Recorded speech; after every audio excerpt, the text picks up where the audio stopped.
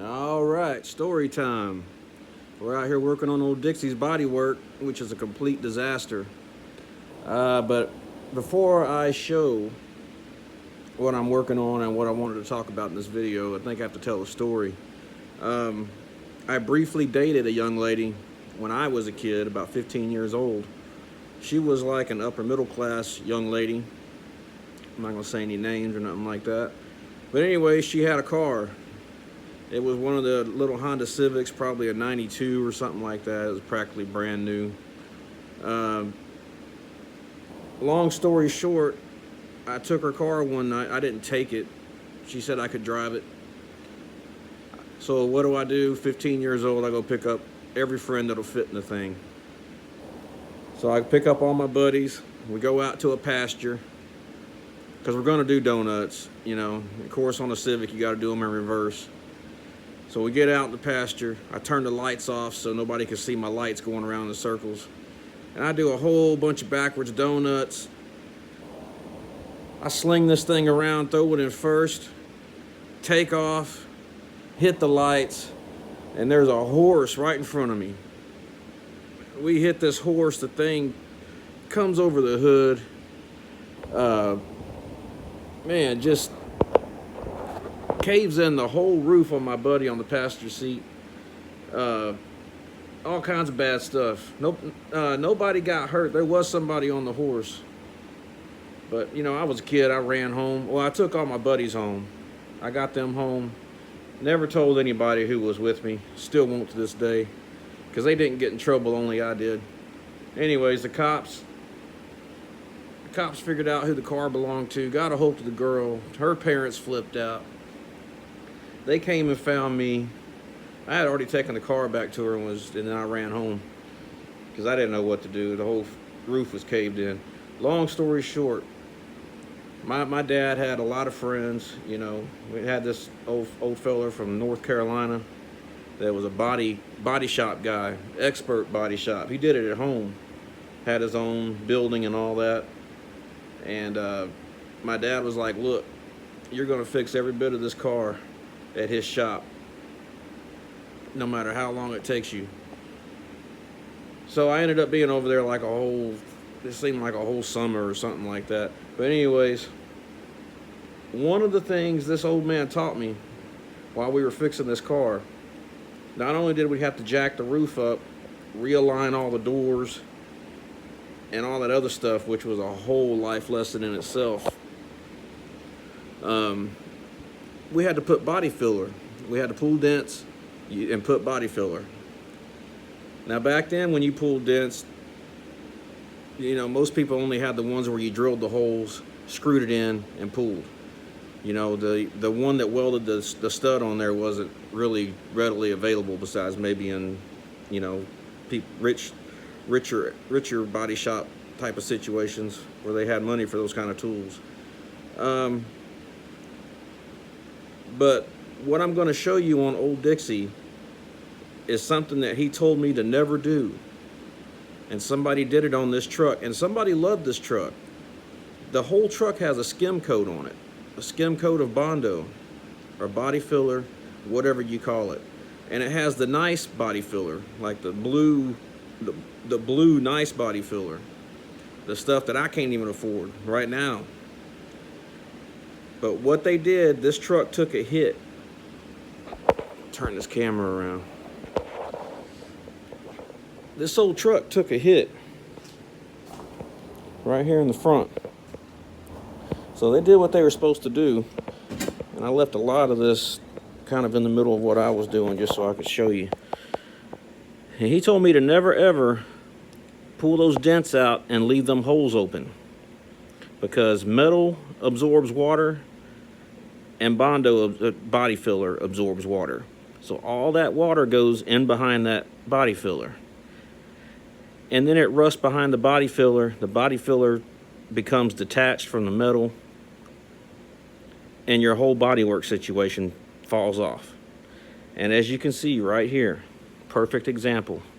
Everywhere it was pulled and not welded, the body filler, it rusted behind the body filler, and chipped off. You can see it right here. These are holes that I haven't welded yet. They're still full of body filler. You can see every hole, the whole bottom where they pulled it out was rusted out. It had to be patched. I've still got a lot of metal work to do here, but so the first thing you do if you ever run across this, because on these old vehicles you probably will run across this, I went ahead and put some screws in them holes and pulled the dents out more, because they had a little too much body filler on there for my liking. It was a little bit too thick. You know, I kind of like to keep it close to the metal. So I pull them back out, weld them up, and of course once they're welded you got to seal them from the backside. Clean them all up and seal them on the backside so the water doesn't go through the little pinholes in your welds. But the next thing that needs to be done to make sure it's strong, and these nails down here, before I forget, I like to stick these roofing nails in from behind and then weld them in those holes, because it has that big round flat side from the roofing nail on the other side, and it's real easy to seal up. But anyways, I stick those through those holes, weld them up. I've already cut the ones off up high. They kind of hit my brain when I was doing it to maybe make this video, because you don't ever get to see the consequences of what happens whenever you leave an open hole with Bondo sticking through it, or body filler. All right, so you weld these holes up, you get them sealed up on the backside, and then you have to put a sealer on the metal.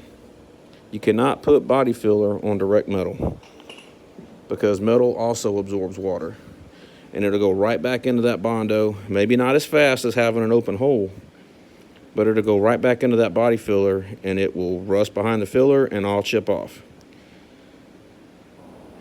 And this is a perfect example on this vehicle, this old body work. I mean, with those being pulled like that, it had to be done back in the 80s, maybe even earlier than that, using that type of puller.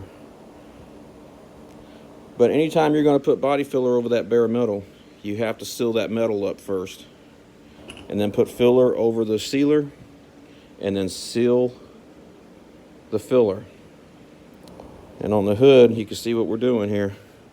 You see all this bare metal is my high spots. Before I put this filler on here, I sprayed sealer on it. So once I had a layer of sealer and I let it dry, I put the filler on there. And once the filler dried, I knocked it all back down. And as you can see, I knocked it down with a nice flat, long bar with some sandpaper. And all those bare metal spots are high spots.